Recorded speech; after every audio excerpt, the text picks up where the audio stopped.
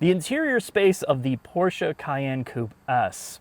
The way that this is spec'd out is not something you would typically see on a dealer lot in the United States. This is about the lowest trim or lowest spec that you're going to possibly find. And that's a good balance because we're going to have a GTS Cayenne in a couple weeks that is fully loaded. So you'll get a good balance of both. Now, in their home market for Porsche, people don't want to buy things that they don't need. So everything's more a la carte. Like, this doesn't have keyless entry. And you'd be like, how could that be on a car that's over $100,000? Well, that's the way that they do it over there. So in the United States, they understand that people here want everything for nothing. And while Porsche isn't going to play into that game, they made a couple packages that combine a lot of the features that you want, like the Premium and Premium Plus packages. So without going into all the configuration, let's talk about the interior space. The biggest thing with Porsche interior design is they have always favored a cleaner, more sterile aesthetic. Take the door panel, for example. There's nothing there that doesn't need to be there. It's all about function. The new interior space, the way that they've redesigned this and ditched many of the physical buttons, knobs, and switches that cluttered the interior, they had an internal directive to go to more of a touch interface. And some of this, to me, looks very reminiscent of what they've been doing now in the newer Audis, but with a Porsche flair.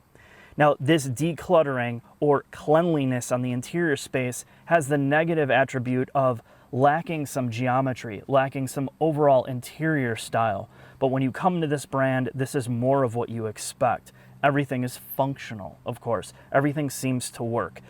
Now, the center command area that used to be full of all the buttons has been replaced by this giant slab of black glossy plastic, and underneath are all the functions that you expect. However, they've combined two things: capacitive touch with haptic feedback. And the nice thing about it is you know a function is available based on when you touch it, it will give you somewhat of a clicky feel to it. And like when the car's off, if you try to push it, it does not react to touch. So it's kind of this dual purpose way to, one, declutter the interior, give it a more modern aesthetic, but also making things a bit more complicated.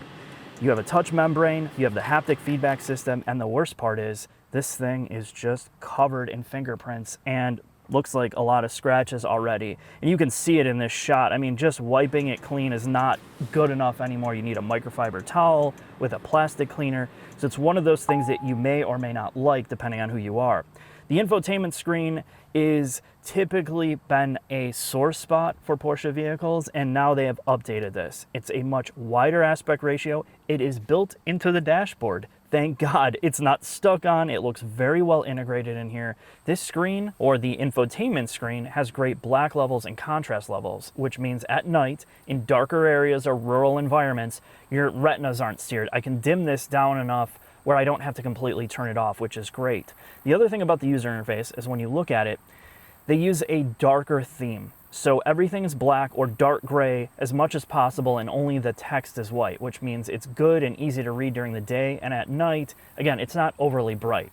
Your menu bar is all towards the far left of the screen. So if it's left-hand drive like this car is, it's pretty easy to swipe and get to where you need to go. So there was some real thought here in terms of usability.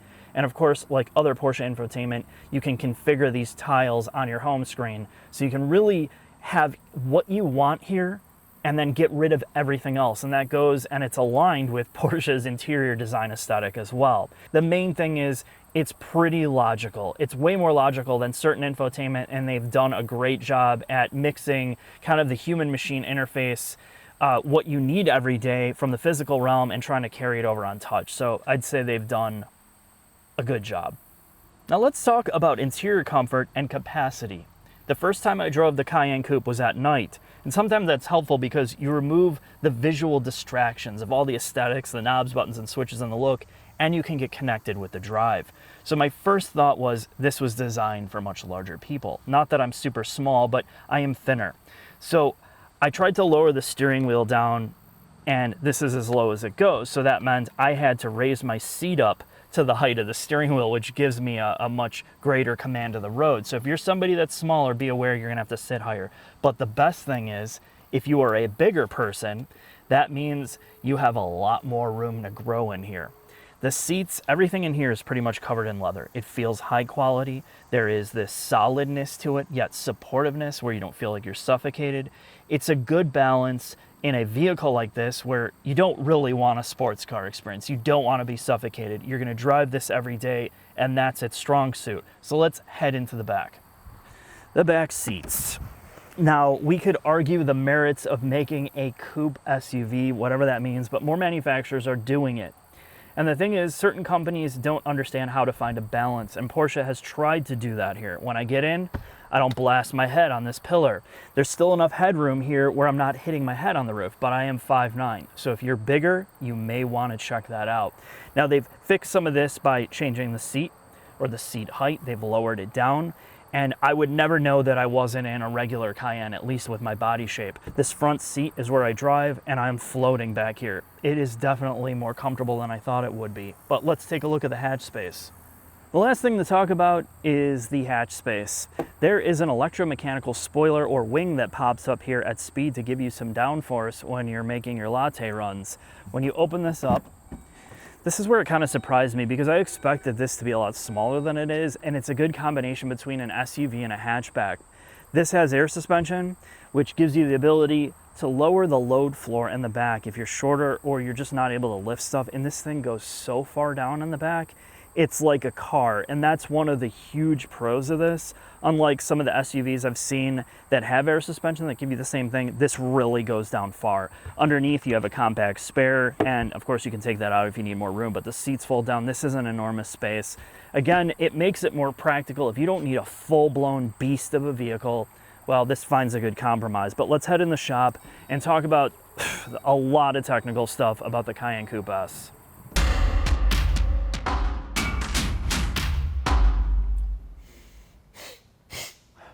Smell that? Yeah, that's money, Mark. You're damn right it's money. Porsche couldn't be bothered with a plastic underbelly That's cover. That's peasant shit, Mark. This is carbon. Carbon composite belly cover, and that's going to set the tone for the underbody segment of the Porsche Cayenne Coupe. What do we got? So this is a Cayenne Coupe, as you said, and this is based on the MLB architecture that Audi Group has. So that's other vehicles around this, like the Macan. Well, we can keep naming them forever. And more importantly, the Bentayga. Oh, wow. Yeah. The Bentayga? Hello? This is money calling. I need more money now! I need it now, not tonight, not tomorrow, not tonight! I want my money! What the Coupe offers is more sporty features standard, which is not a term most Porsches even acknowledge. Standard features. So you get standard sport seats, standard sport chrono among both the Coupe Cayenne regular model and the Cayenne S. In fact, the coupe body style can be had all the way up to the turbo model. Oh, wow. So, what we have in the front, Jack, we have an all-aluminum multi-link. They've ditched double wishbone. Well, it's not that they ditched, but this is the more expensive, more difficult to engineer and tune option, but it gives them more flexibility and driving dynamics. I won't get much more into that because we're going to cover that in the GTS, but this does have the air rides option. Which is a 3-chamber air bladder, which is enormous, which allows this thing to have truly stupendous ride quality. In fact, so Porsche's philosophy behind tuning the MLB architecture is taking the strengths that this offers, so the front and rear subframe, some of the body stiffness, and then adding the lessons they've learned. So their PASM, their PTM, which is Porsche Traction Management, their all-wheel drive system, the use of staggered wheels, which is not available on the regular Audi products. In fact, despite this looking like it's from or based on a Q8, this is 500 pounds less. All of the body panels on this thing are aluminum. Everything is aluminum, in fact. So they've taken this, yes, it does share some of the things with the MLB architecture. That's why Porsche exists, is they have that money, they have a really strong foundation that they can continue to inject the things that they've learned from their sports cars and all their pedigree. So everything feels different here than it does on the other products. So suspension-wise, tuning of the air ride, tuning of the suspension, the sway bars or the adjustable sway bars. This is just such a mind-blowing technical exercise, and you just kind of wonder how all of this works when we wind up driving it. But let's take a look at the rear end, Jack. All right. Now, Jack couldn't wait to get to the back, and he left out the steering and the transmission. So let's start with the steering. This is, again, a all-new generation of Cayenne, and they improved the directness from the prior generation by 15%, and they did that by changing some of the servo assist in the rack. Okay. And mounting. Yep. Okay. And then the transmission. We don't have a dual clutch here. No PDK? We have an 8-speed torque-converted unit, which has built-in capability for hybridization. And it can hold 1,100 Newton meters of torque. But I will say, and we'll talk about this in the drive, the way this reacts, if you've never driven a PDK, you could probably be fooled in thinking this is a dual clutch. It's that good. Okay. And you can tell in terms of underbody airflow, they've done a good job with routing it, even though this has a ton of covers. There is an upkick there for the automatic transmission, which, you know, that little... You can get rather hot. You can get hot, which I did in my testing, which I wasn't driving like a normal person. But, you know, the sky's the limit in terms of performance. The Cayenne and Cayenne S are the volume sellers. You have the GTS and Turbo above this. Okay. On the note of the transmission, it's worth also bringing up the all-wheel drive system, and it's unique to Porsche. This is primarily rear biased. Yes, you have a front differential, which is built into that new 8-speed, but you have this rear differential as well. That's a clutch pack style diff. Which is made by ZF. You also have a 48-volt system in here, which helps to supply power to this massive servo or adjustable sway bar mount that can stiffen and soften the sway bars as needed based on your drive modes or drive conditions. You can also option out rear wheel steering on this. So every single technology that is pretty much out there for like a sports car-ish SUV can be implemented here. And Porsche actually has a graph, or really an infographic, displaying that they wanted this car to have on-track performance, thus their brake technology, which we'll talk about more in the GTS video. They have their suspension technology, their chassis tuning from the 911, and their ride technology and off-road capability, all built into a single package. So it's compromised, but it's really trying to excel at everything. And, you know, the drive will kind of tell us more about how that all works, but I don't remember being under a car that had, you know, you can get carbon ceramic brakes, tungsten coated brakes, steel rotors, air suspension, adaptive dampers, adjustable sway bars, like every single thing that you could possibly stuff on here wasn't just thrown at this car. It wasn't just like, oh, let's put it on there. All of these things have been specifically tuned and engineered by Porsche to make it stand out from the other products that are on the MLB. This car is really more than just the sum of its parts. It's a cohesive package that doesn't drive like anything else. So let's talk about the engine quickly before we take this out on the road. All right. So you have in the Cayenne and Cayenne S two separate engines. You have a single turbo V6 on the regular Cayenne, which is very similar to what's found on the Q7 and now the Q8. However, despite them being the same motor, the ECU parameters, the engine tuning is different, so they have different outputs. The transmission gears for the Cayenne and Cayenne S, the gear ratios are different than what you'd find in a regular Q7 or Q8. We got one more thing to talk about, what? Mark. The V6 in this car. Oh, Yeah. I just want to drive it. Well, I know, but this is a twin turbo V6, Mark. That Audi and Porsche developed at the same time together. Gotcha. Okay, no inline six? No inline six, no four popper, no one. No four popper? I know, no one-cylinder diesel. What a disappointment. All right, let's take this thing out on the road and see how it drives. All right.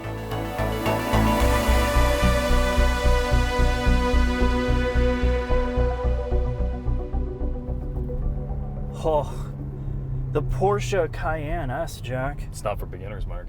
And we'll see about that.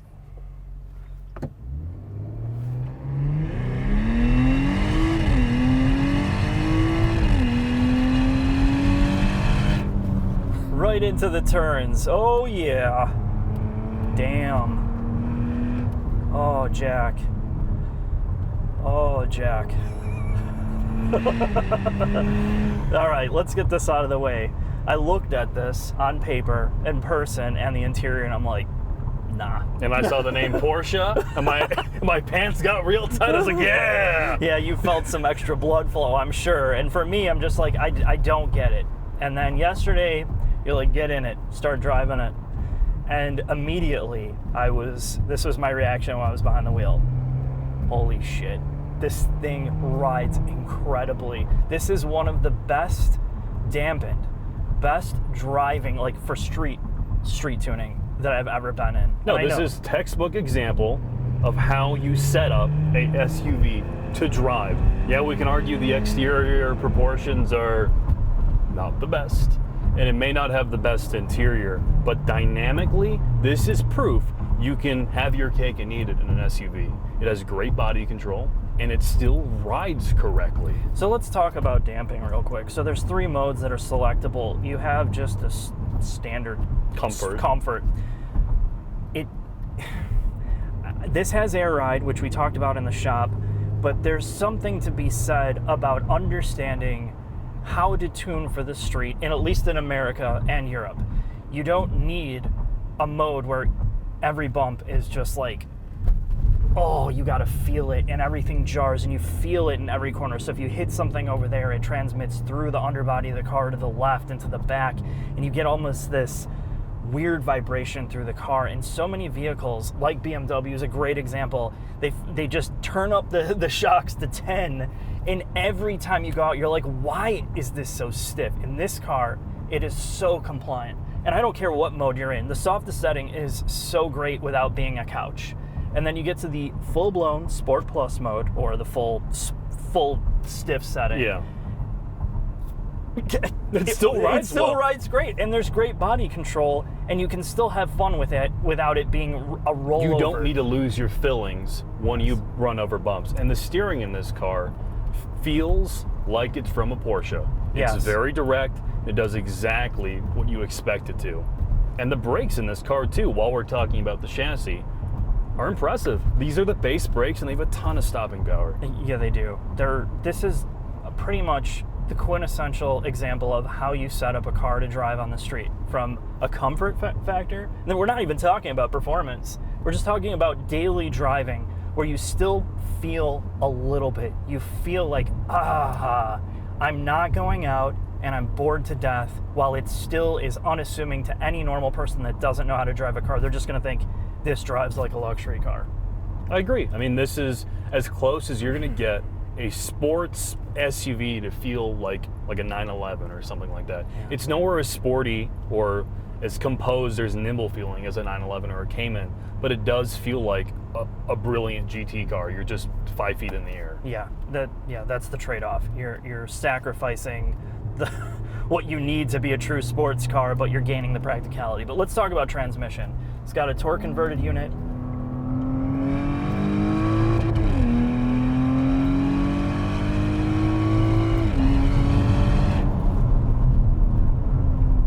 And it's about as good as you could possibly get one. Yeah, you don't even need a dual clutch in here or a PDK. It's so quick to respond. It upshifts and downshifts as fast as you possibly could ask something like this to do.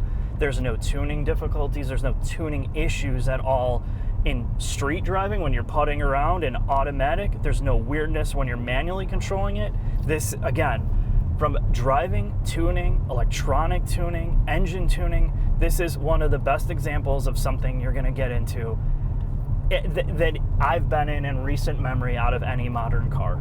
Yeah, it's. I'm not just saying this because I like the Porsche philosophy of uncompromised engineering. Instead of trying to get somebody to fit at a price point, they're like, I'm going to build it, and my affluent customers who don't care about price are going to buy it anyway. So I'm going to do as well as I possibly can. I like that philosophy about it, but what this car does well is it blends all of the best traits about the other luxury SUVs together. It has a very good powertrain like you'd find in a BMW. It has specialness and a good front end feel like you'd find in a Mercedes, and the ride quality you'd find in the Q7 and Q8 counterparts. Right. There's literally no trade-offs in anything in drivetrain. Nothing. It's just, again, we're beating a dead horse. This is one of the best examples that you can get into, and the benchmark for what other companies should be thinking about doing in a vehicle like this, or any vehicle for that matter. Do you want to touch on a little bit about how the V6 feels in this car?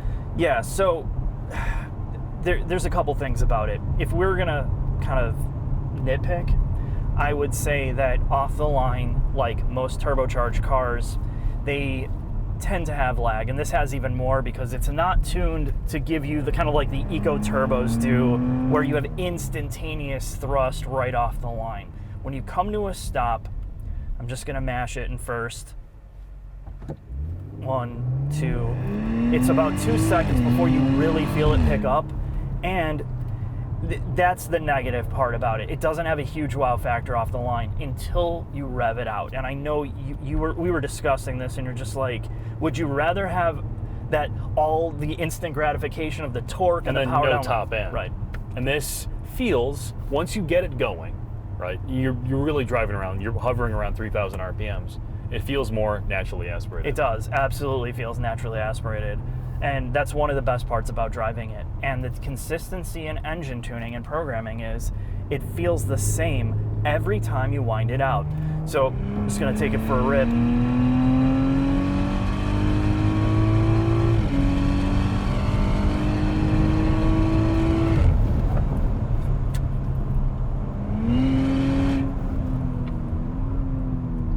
So when you really start getting into it, brakes are really competent.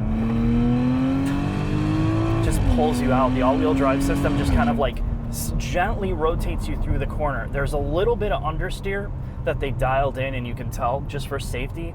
This is not a car that's just gonna go like sideways, but the all-wheel drive system is just transferring the power enough to get the car to turn in so it feels a little bit rear-wheel drive, but allowing you at the limit to kind of push just a hair, and it's not annoying at all. I guess with that kind of out of the way, we've waxed, I feel like, enough lyrical about this car, talking about what it's like to drive. Let's come down to reality for a second, from a value perspective. That's kind of the sore spot for the Porsche. It is a lot of money. You are paying an enormous sum of money to get this car. Yeah, you're paying a lot. And that's what I said when I first got in this. I'm just like,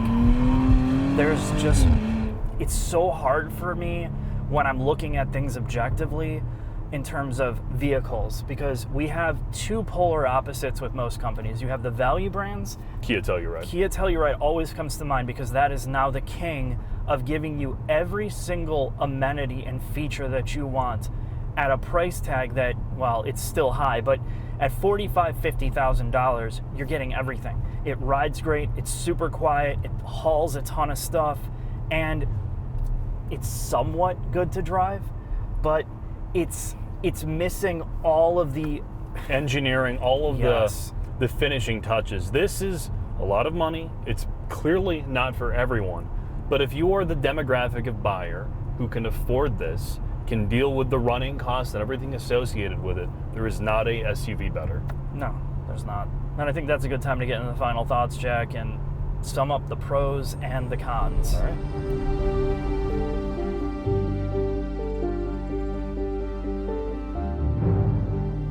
Final thoughts on the Porsche Cayenne Coupe S. Of course, we're going to cover more of the trim levels, but as it stands, the S is an interesting mix of probably, much like the Drive, this is one of the best riding vehicles I've ever been in. Regardless of car, SUV, truck, it is amazing. I'll talk about the engine for a second.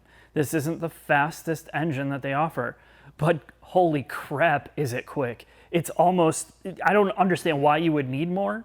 So it's just the perfect balance of a road car that you can use every day. There's no compromises here to use it every day. It's got the handling, the ride, the engine performance, and some of the cargo capacity that you want from a CUV or an SUV. The only questionable part, which is completely subjective, are the looks. And I really didn't cover that, but again, this is gonna be up to the viewer if that is gonna be a deal breaker for you or if you're gonna love it.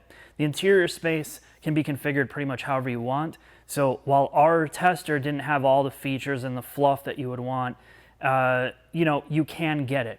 Now, some of the negatives are right back to the interior. The new touch interface or capacitive touch center stack is kind of counterintuitive in some ways, and it's a complete extreme reaction to the millions of buttons they had before.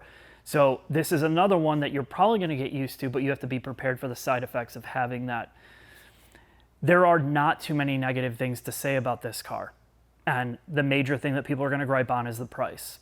This is over 100 grand, and it is not designed for somebody that's going to nitpick a couple $1,000s here or there. They're not even going to nitpick $10,000+ because this is a prestige Porsche product. They have a lot of money in development, and their engineers understand and can explain every single detail of why they do the things they do. That is one of the most rare things in the car industry. This is why you have Porsche fanatics. Even if the answer isn't particularly aligned with reality sometimes, they will give you a true reason of why they're making it, why they're doing it, what they did to make it different than everybody else. So big thanks to our reps that continue to help us out from the technical side. We really appreciate that. So thanks for watching this, and we'll see you next time.